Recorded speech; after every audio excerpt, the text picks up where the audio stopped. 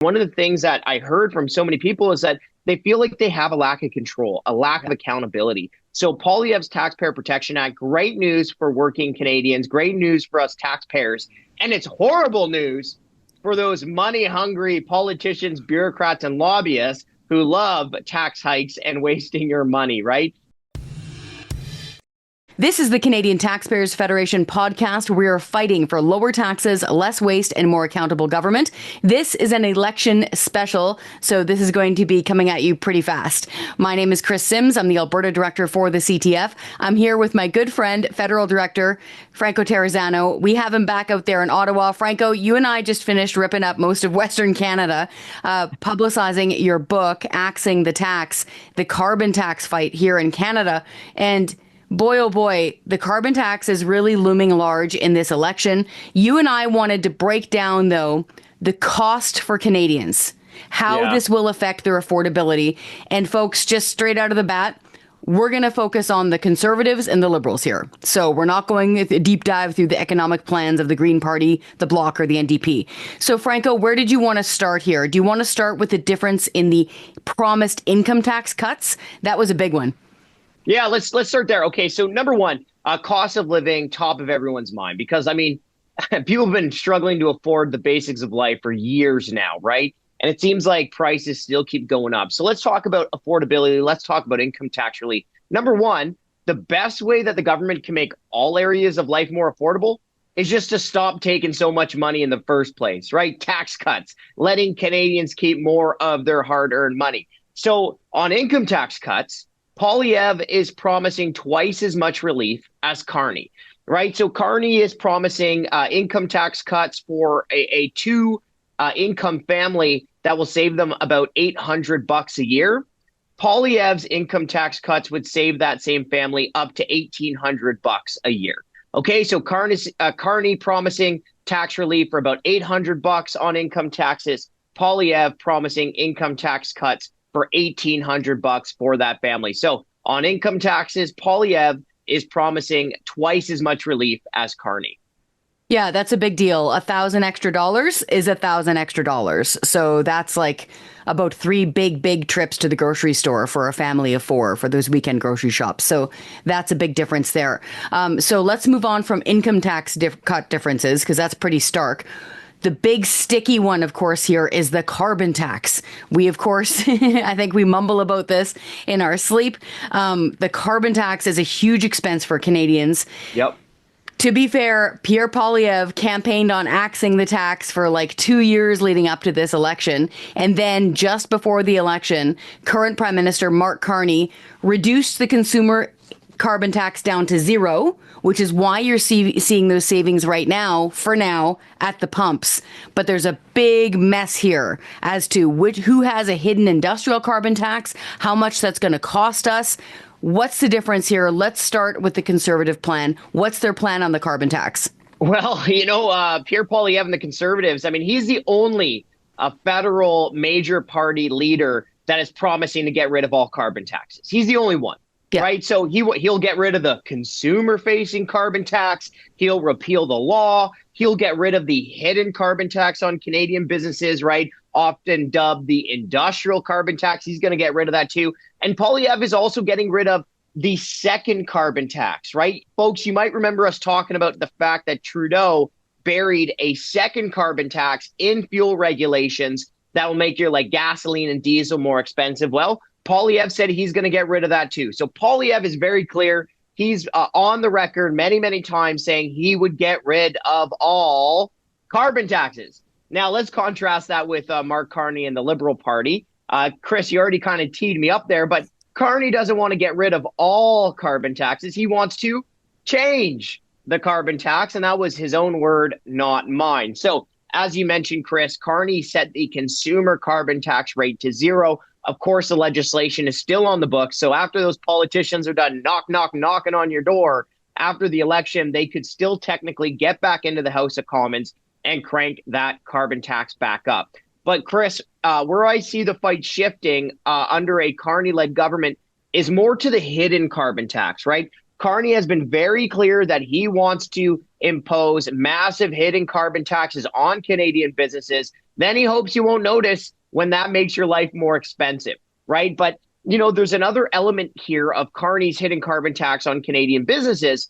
And that's the simple fact that, the United States, Washington, D.C., does not impose a carbon tax. So a Carney carbon tax on Canadian businesses would push our entrepreneurs here in Canada to cut production, to increase production south of the border. So really, Carney's hidden carbon tax on Canadian businesses is the worst of all worlds, right? Higher prices, fewer jobs. Sorry, Franco, about that. You just said this will result in higher prices and fewer jobs.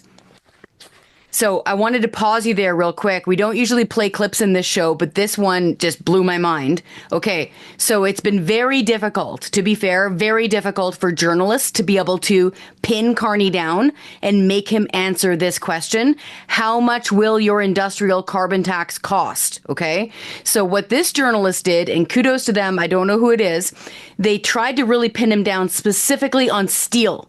Okay. And I want folks to listen to this clip. This just got said during a press conference between Carney and the mainstream media. The journalist basically says, hey, this big industrial carbon tax that you're planning here, we've got trade unions, okay, like the pipe workers, saying that this is going to decimate the steel industry and it's going to drive them into the arms of President Donald Trump, like you just said, Franco.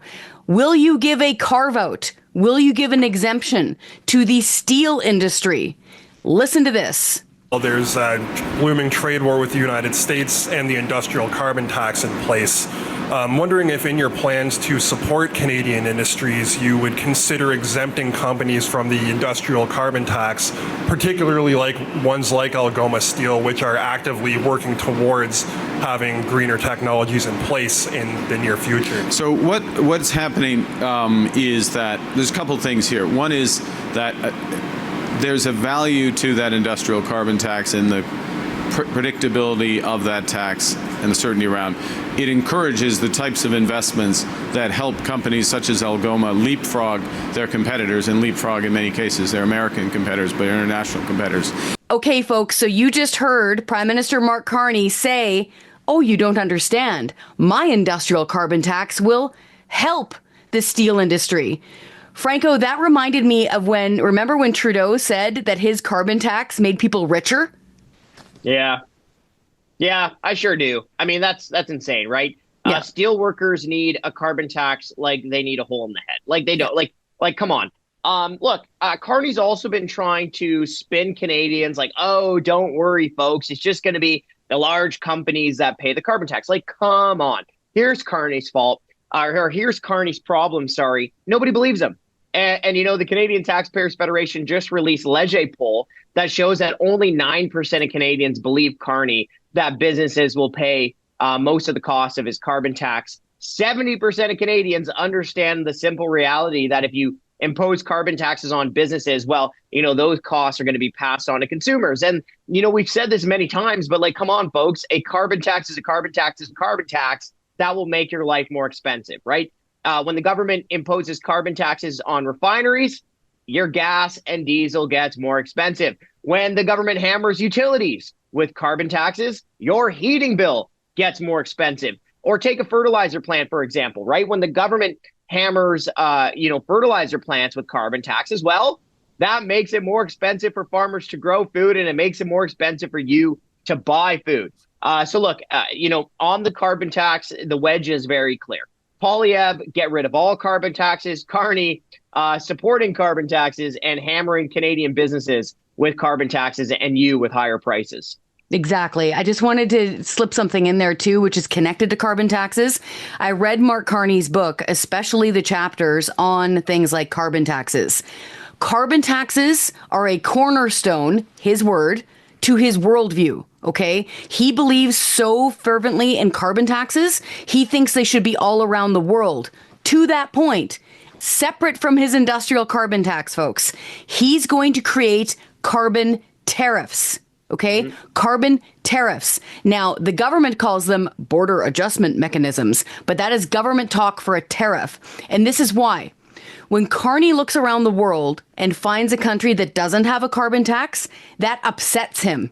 That upsets him so much, he's going to create a brand new carbon tax tariff here in Canada. So if a country without a carbon tax, Franco, sends stuff into our country, if we have an import from that country, he's going to slap a tariff on that thing.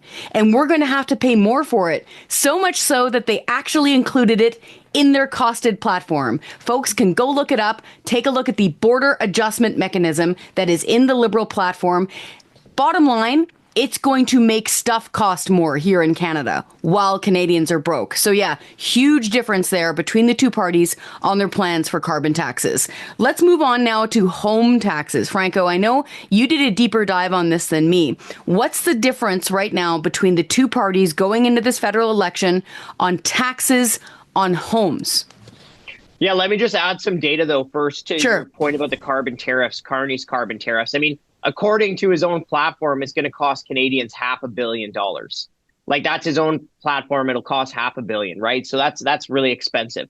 All right, shift gears to the homes, right? Homes are super expensive.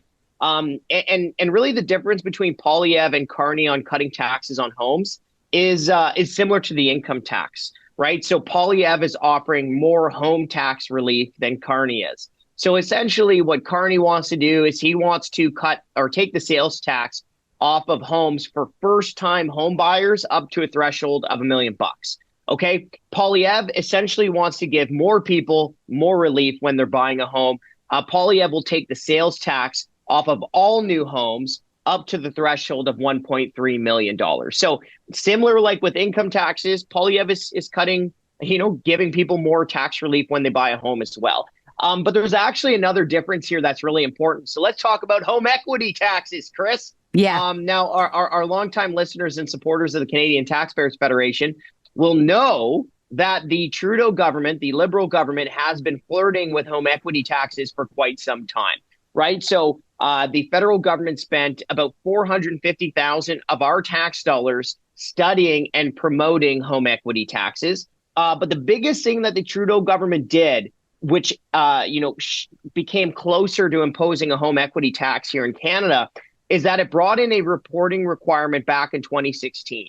So essentially, when you sell your home, you have to tell the CRA what you made on that home sale. Okay, but the obvious question is like, if the tax man ain't taxing it, well, then why is the tax man asking that question? And the truth of the matter is that reporting requirement from the Trudeau government is the necessary first step for a government to impose a home equity tax. So here's another big difference. Poilievre is not just saying he's against home equity taxes, he's proving it by committing to ending the reporting requirement with the CRA. So look, I haven't heard much from Carney, if at all, anything about home equity taxes. I think he's trying to keep that quiet. But Poilievre is not only saying he's against home equity taxes, he's proving it by saying he would get rid of that home reporting requirement with the CRA. This is a big one, folks. So as of right now, as most homeowners know, since the 1970s, your primary residence, which is government talk for the house you own and live in, okay, it's your house. When you sell that right now, you don't pay tax on the money you made on that thing, which is a big reason why so many folks count on the sale of their home when they're older in order to fund the remaining years of their lives, okay? Especially for folks who do not have big government pensions to count on. So that's going to be the only money they have for the remaining years of their life. Also, on the other end of the spectrum, if you're trying to get into the housing market as a young couple, imagine having that first starter condo where you're just a couple and you're like, okay, honey, time to have kids. Let's have a backyard so we can maybe have a dog or a swing set or something. When you sell that house, that little condo, imagine getting nailed by the government with another huge tax. That then robs you of extra money that you can put in to that bigger house for your family. So this is just a crazy idea. But I wanted to wade in here on the silence that is speaking volumes from Carney. Okay, so the Canadian Taxpayers Federation, Franco is right. We've been hot on the heels of this risk of a home equity tax now for years. Okay, we've been filing FOIs. Our investigative journalist did a lot of stories on this. Okay, the government, whenever we would put something out saying, hey, we noticed you were meeting, PMO staff were meeting with a big pusher of home equity taxes, they would freak out.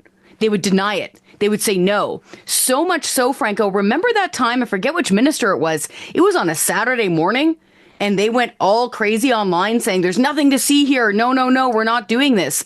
This was on social media when they're supposed to be, kissing babies and having, pancake breakfasts. But Carney hasn't said anything about this. I was expecting the moment this started hitting the news during the election campaign for them to come out with a categorical denial, for them to sign a pledge, something. Nothing. Crickets. So this is causing me serious concern that they are seriously thinking about a home equity tax on the sale of your house. So folks better pay attention to this. Where did we want to go from here from our home taxes? Do you want to move on to the difference between their budgets? Yeah, let's start there. And I think this is really bad for Carney's, credibility image. I actually think Carney's budget shreds his credibility. Because, look, I can't believe this is happening. I didn't even know it was possible. But Carney's budget is worse than Trudeau's. Okay, Carney wants to add about $100 billion more debt than even Trudeau was planning to do. And, this really shreds his credibility because Carney's essentially trying to present himself as like the credible numbers guy. Well, I don't think you're very credible if your numbers are worse than Trudeau's. So let me just break down what Carney's planning when it comes to budgeting. Over the next 4 years, Carney wants to rack up $225 billion of debt. $225 billion of debt over the next 4 years. Over those same 4 years, Trudeau was expecting to add $131 billion of debt. Okay, so beep, boop, do the math. And Carney wants to add about $100 billion of more debt than Trudeau. Okay, so it is bad. Carney has absolutely zero plan to balance the budget. Okay, Carney has been spinning people about, we'll balance the operating budget, blah, blah, blah. But folks, if you just look at the numbers, the debt goes up by tens of billions of dollars every single year. Carney is not balancing any budget. He has no plans to balance the budget. He wants to add another $225 billion of debt. And you know what, folks? Let me just put it into terms that everyone can understand. Higher debt means more money wasted on interest charges, okay? Already, right now, every dollar you pay in federal sales tax goes to pay interest on the debt. Crazy. Now, Carney's debt binge will cost taxpayers about an extra $1 billion every single year on interest payments. What's $1 billion, folks? That is a brand new hospital. So Carney's debt binge, over and above the current debt problems we're facing, will essentially cost us a brand new hospital every single year. That is just horrendous. I think we were in the middle of your book tour at the time, and it came out on a weekend. Yep. And I've been in the game a long time. I thought I was misreading this, like for real, because the one thing that I think a lot of kind of casual listeners will kind of have an impression of Carney is, he's a banker. He's a money guy. He'll be good with money. Like he'll be fiscally responsible. No, turns out the banker's worse with money than the drama teacher. Like, I couldn't believe that they put this costed platform out like this. You're absolutely right about the debt and the increasing cost of the debt interest payment. I will also point out that it's indicative, okay? It's indicative of government waste and just wanton government spending, because we've just gone through the last 10 years or so of Prime Minister Justin Trudeau with crazy stories of government waste. Everything from airplane food to your favorite one of sex toy shows in Germany to big stuff like blowing money on that ArriveCan app that never worked, like billions and billions of dollars out the door. And to me, apart from the huge increase in debt interest costs for people, this is just an indicator of disrespect for taxpayers' money. and that they're not going to bother. They're not going to bother trying to save money. He's like, here, hold my beer, Trudeau. I'm going to add more money to the debt than even you did. And so to me, this just shows that we're in for years and years of more big government wasteful spending. Okay, let's shift gears here to the Conservatives. What did you see there in their budget plan? Yeah, well, look, Poilievre is not promising to balance the budget within his first mandate, right? So that's unfortunate. To Poilievre's credit, I'll say two things to Poilievre's credit, though.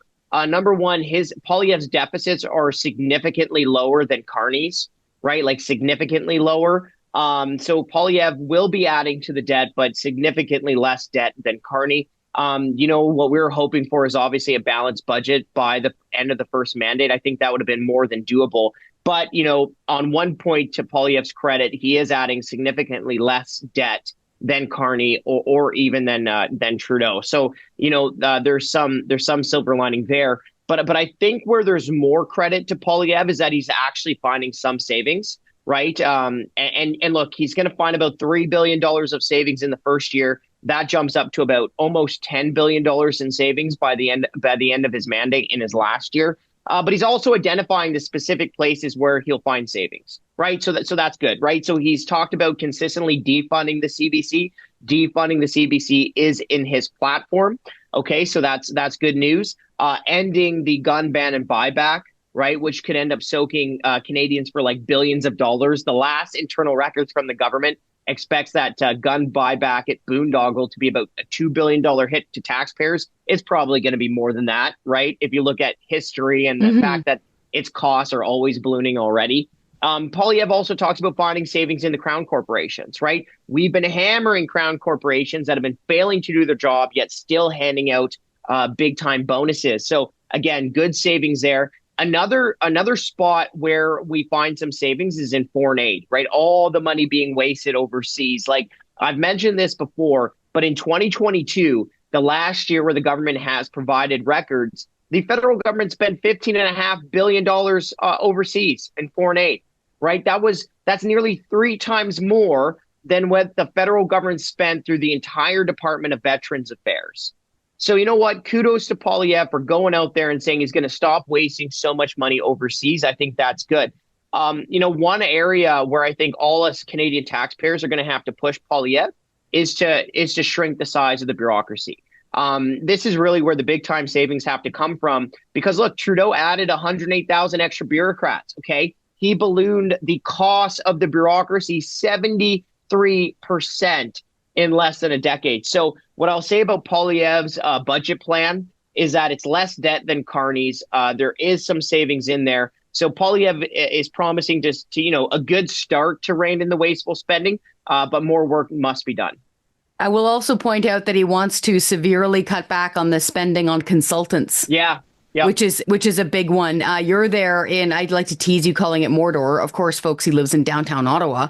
Mordor. Yeah, it is. Having lived there myself, I remember distinctly first arriving there when I was a kid, and I was in my early 20s, and I was from rural Western Canada.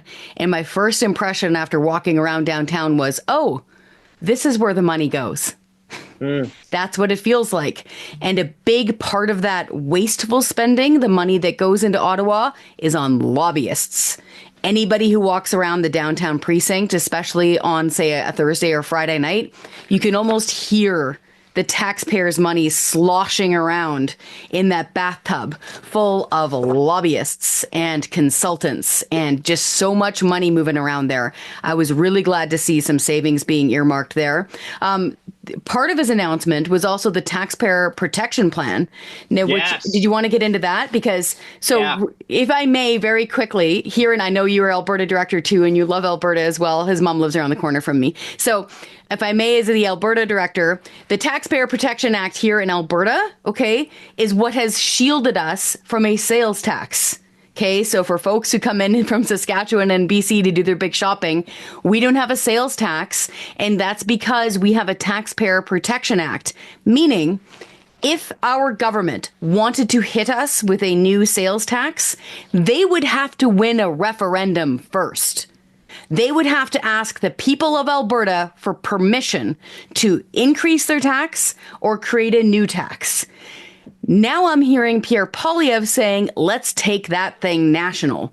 This is the first time I've heard this kind of direct democracy, this kind of real protection for taxpayers in a serious way since the Reform Party. What was your impression of this big promise? Oh, Poilievre's Taxpayer Protection Act is a game changer. Yeah, I actually think that is huge.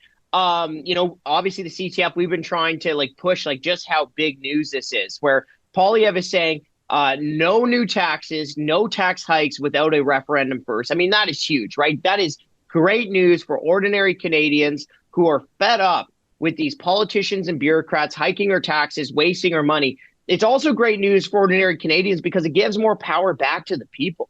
Especially on this book tour, one of the things that I heard from so many people is that they feel like they have a lack of control, a lack of accountability. So Poilievre's Taxpayer Protection Act, great news for working Canadians, great news for us taxpayers. And it's horrible news for those money-hungry politicians, bureaucrats, and lobbyists who love tax hikes and wasting your money, right?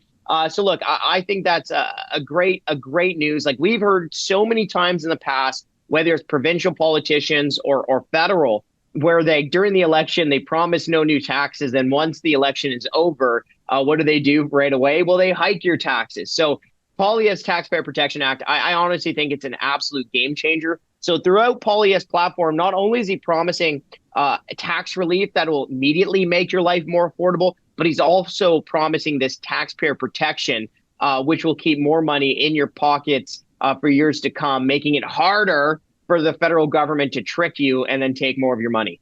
I always knew it was a good thing, but I especially knew that this was the right thing for him to announce because of the pearl clutching that was happening around Ottawa, saying, oh my goodness, how on earth can the government function then and not be able just to raise your taxes on a whim? It's like, yeah, that's the point. You're giving power back to the people. So I thought that was excellent. Did we want to move to the economy, on the difference between these two parties' approaches to the economy and what's at stake here? Yeah, let's wrap up that way. But hey, why don't you tackle Carney's platform first, and then I'll tackle Poilievre's. Love to. Okay, so the economy is a big word, okay? And I'm actually speaking to an economist right now. Just don't tell him. So the economy, as far as Carney's approach goes, I'll take this from an Alberta perspective, okay? What Carney is promising to do, he's generally the same on capital gains tax increases, so I'll leave that for Franco. But the big one from a Western Canadian perspective, where the stuff is produced, things like oil and gas, okay, our nest eggs, okay, our golden goose, he wants to do many things. One, he wants to keep the cap on Alberta's energy. What that means is it's going to blow a $20 billion hole in the side of Canada's economy. These are not our numbers. This is the Parliamentary Budget Officer, okay? Came out with a report just at the beginning of the election saying, folks, this is a big problem. So Carney is going to say, hey, Alberta, hey, Saskatchewan, I'm going to continue to strangle your oil and gas sector, your energy sector. That, by estimations from the PBO, is going to cost $20 billion, and it's going to slash about 40,000 jobs. Okay? That is a really big deal. Okay? The other element is that he is on record. Carney is on record repeatedly. It is all through his book, okay, that he wants to keep 80% of oil and gas in the ground. So in keeping with that view, he is supporting Bill C-69. Bill C-69, which the Canadian Taxpayers Federation fought in court, is otherwise known as the No More Pipelines Law. Premier Daniel Smith likes to call it the Don't Build Anything Anywhere Ever law, because of course it affects more things than just pipelines. It includes things like quarries and mines and even bridge construction in some cases. So Carney has said out loud during this election, yep, he's going to keep that pipeline ban in place. So this is where it gets frustrating when he, as a politician, says things like, I'm going to make Canada an energy superpower. How? If you're going to keep this huge cap on Alberta's energy sector and you're going to keep the No More Pipelines law on the books, what are you talking about? What I think he's talking about is actually wind and solar. because he says so repeatedly in his book. He thinks that 90% of the world's energy needs can be met within the next few years or so through wind and solar. So again, folks, the reason why I'm bringing this up is because it has a huge impact on our economy, on our jobs, on our cost of living, on our incomes, and frankly, on the bottom line for governments. Because to your point that we've talked about a lot, Franco, this cuts down on the amount of revenue that governments take in. If they're cutting off the oil and gas sector, they're not making as much money either. And then where are they going to go looking for that extra money, especially with these massive debts and deficits, right? Well, they're going to go to ordinary people. And look, let's contrast all of that with Poilievre's, let's call it economic part of his platform, because I actually think this is where Poilievre is offering the most substantial benefits for Canadians. So let's contrast that right away, right? Get rid of the no more pipelines laws, what Poilievre is proposing, and the discriminatory tanker ban on the West Coast, and the gas and diesel ban, right? The Trudeau government has wanted to ban the sale of new gas and diesel vehicles by 2035. Well, Poilievre is on the record very recently saying he would get rid of that. And now really to tie it into the taxpayer part, though, here's one of Poilievre's most significant announcements. So Poilievre is saying that he would defer all capital gains. So if you sell an asset, your business, if you're going to have to pay capital gains taxes, well, you can have that deferred if you reinvest that money into Canada's economy. Now, I actually think that's a huge move, a huge boost to Canada's economy, right? Being able to defer the capital gains tax if you reinvest in the Canadian economy, like I think that's going to be really helpful to get Canada's economy firing in all cylinders. So the real wedge there, I think, is on Poilievre's pro-growth platform, where he's going to make it easier for people to actually get stuff built, major natural resource projects here in Canada. And that's super important, right? Because since 2015, we have seen $670 billion in major natural resource projects stalled or canceled since 2015. So I think that looks like where Poilievre's really trying to focus a lot of the work to actually build stuff here in Canada to make Canada's economy more resilient, which of course will create more jobs, attract investment, and help pay the government bills, right? Building more hospitals, reducing class sizes, fixing roads, more money then to reduce taxes as well. And then also just to add in that capital gains portion that Poilievre is promising, where you will be able to defer the capital gains tax if you reinvest that money into the Canadian economy. So explain that to me a little bit more on the reinvestment. So say I am a producer. I produce something. I don't know, tires. Okay. My factory makes tires. I feel like selling my business. If I sell that business, then are you saying I cannot have to pay capital gains taxes as long as I buy a new business and reinvest it in Canada? Is that the change here? That's essentially it. Like you're really deferring the capital gains, which is a capital gains tax, which encourages you then to just reinvest in the Canadian economy. Wow, that is a big difference. And that always blows my mind, that stat on the natural resources either canceled or stalled. And I'll give people a recent example, of course. People are probably familiar with the fight for a private company to be able to build a pipeline, their own pipeline, twin their own pipeline, spending their own money, okay, from Edmonton out to Burnaby, okay? This was a private company that wanted to do this. It got green lights for years and years and years, but then it slowly was strangled by foot dragging and regulation coming largely from the federal government. It got strangled so long and so hard that it eventually gave up and walked away from the project. The federal government's solution to this was to step in and spend taxpayers' money to finish twinning this pipeline, which was astonishing. By the time the smoke clears on that one, folks, we're going to go from about $8 or $9 billion of private money being spent to close to $30 billion in taxpayers' money. So again, this isn't a good example of the strangulation that's happened with our natural resources sector. I also noticed, if I recall correctly, Pierre Poilievre is promising what has long been promised by Western Canadian premiers, an energy corridor. So that's an east-west thing where they get pre-approval, okay, from First Nations folks who are buying into it, from environmentalists who are doing the testing, an east-west energy corridor So then it'll be easier to get approval for things like power lines and pipelines, roadways, all that stuff, railways, through that geographic energy corridor. They also, if I recall correctly, talked about getting some form of pre-approval to basically speed up the approval process for things like mining. And apparently in Northern Ontario, that is a big deal, where they have to wait years and years and years, and that scares away investment because no company around the world wants to sit around cooling their heels, spending millions of dollars or billions of dollars and not get any return on that. So I found that was a big difference between Pierre Poilievre's program and Carney's program as well. Yeah, take us home, Chris. All right. I did want to quickly point out what Franco touched on there, and that was the car ban. Okay.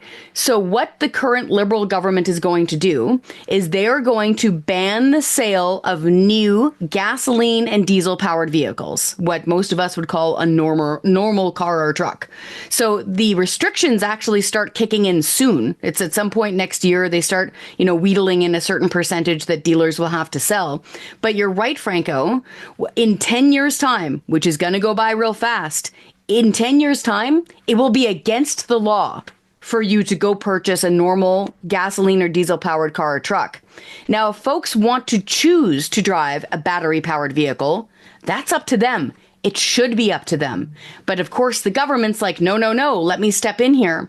So that robs them of that choice so that they can't pick a vehicle that suits their needs for both family and work. And here's the other catch, the cost. So the government itself, through the Natural Resources Department, has estimated that switching Canadian vehicle fleets over to electric is going to cost $300 billion. It's an astonishing amount of money. Now, for folks who are like, oh, well, how could it be so expensive? Folks, as of right now, here in Alberta, in wintertime, I get alerts on my phone to not plug in my hairdryer. I'm not kidding. That's how fragile our grid system is. That's how little energy we actually have in places like Alberta and Canada. Meaning, if we all suddenly start plugging in our vehicles, where's the electricity coming from? That's where this Natural Resources Department study steps in and says, it's going to cost us around $300 billion to build up nuclear or hydroelectric dams and all of the transmission lines and all the charging stations. So that vehicle ban, which is looming, which Carney agrees with, okay, and it's going to happen. It's not just that it takes away your choice of vehicle. It's a huge extra cost for taxpayers. Folks, we have so many articles about all of these topics with links and data and math and numbers, and you can go check it out for yourself. Franco, thank you so much for this great breakdown. You've been on top of all of these issues now for years, and I hope our viewers and listeners appreciate your insight here. Folks, head on over to our website, taxpayer.com. There's a ton of information there. And remember, head out on Monday and go vote.